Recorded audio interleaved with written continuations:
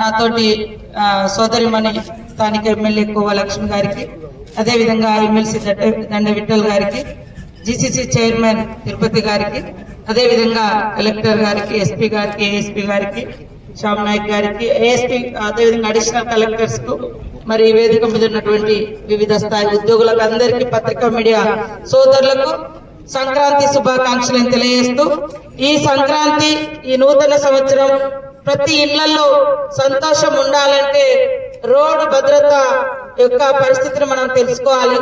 మనం రోడ్డు మీదకి వచ్చినప్పుడు భద్రంగా వెహికల్ నడపడం మూలంగా మన జీవితాలతో పాటు మనల్ని నమ్ముకున్న వారు కూడా మరి సురక్షితంగా ఉంటారు. అదే విధంగా రోడ్డు మీదకి వచ్చినటువంటి వాళ్ళ మీదకి కూడా మనం నడిపే వాహనం మీదకి పోయి కూడా ఏ తప్పు లేకున్నా వాళ్ళు కూడా యాక్సిడెంట్లలో మరణిస్తా ఉంటారు.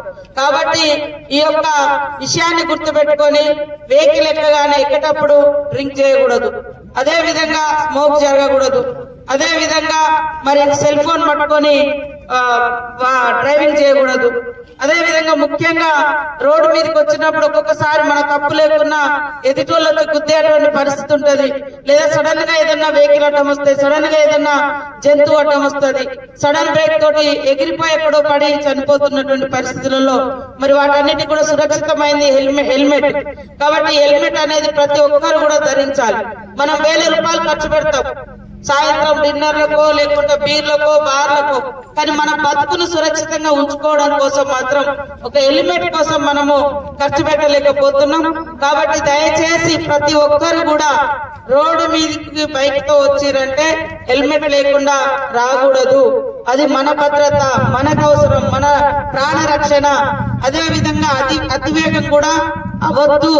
అతివేగం కూడా ఖచ్చితంగా మనం 1 గంట ముందు బయలుదేరినా పర్వాలేదు, కానీ అతివేగం కూడా మన ప్రాణంతో పాటు మనం వేగంగా పోతుంటే మన వెహికల్స్ కు ఇతరుల ప్రాణాలు కూడా బలయ్యేటువంటి పరిస్థితి ఉంటుంది. కాబట్టి ఈ భద్రత మరి జాతీయ రోడ్డు భద్రతా మహోత్సవాల సందర్భంగా సడక్ రక్షణ అభియాన్ యాత్రను ఈ రోజు మనము ప్రారంభించుకోవడం చాలా సంతోషం. ప్రతి ఒక్కరు కూడా ఈ ప్రోగ్రామ్ లో పాల్గొని మరి ఈ రోడ్డు భద్రత వాళ్ళు వేసినటువంటి కరపత్రంలో వివిధ అంశాలు దాదాపుగా 27 ఉన్నాయి. వాటన్నింటిని కూడా చదవండి, తప్పకుండా అందరికీ సురక్షితంగా ఉంటాం. కలెక్టర్ గారు ఇందాక చెప్పారు, దాదాపు ఈ జిల్లాలో 213 మంది గత సంవత్సరం నుంచి, అంటే లాస్ట్ ఇయర్ మొత్తం చనిపోయారు. మనోళ్ళు సరిగా డ్రైవింగ్ రాదు కానీ బైక్ పట్టుకొని ఎక్కుతారు, దాని మీద 3 ఎక్కుతారు. తర్వాత మరి ఎక్కడెక్కడనే ట్రాఫిక్ రూల్స్ తెలియదు, ఇట్లాంటి ఇబ్బందులు ఉన్నాయి. కాబట్టి అవన్నీ కూడా నేర్చుకోవాలి, డ్రైవింగ్ చక్కగా రావాలి, హెల్మెట్ ధరించాలి, బైక్ మీద 2 కంటే ఎక్కువ ఉండకూడదు, ఇవన్నీ కూడా పాటించాలి. ఈ సంవత్సరంలో ఒక్కరు కూడా మరణించకుండా ఈ రోడ్ల మీద యాక్సిడెంట్లతోటి మనము చర్యలు తీసుకోవాలంటే ఖచ్చితంగా హెల్మెట్ ధరించాలి, ఈ రూల్స్ పాటించాలని కోరుకుంటూ ప్రతి ఒక్కరికి కూడా సంక్రాంతి శుభాకాంక్షలతో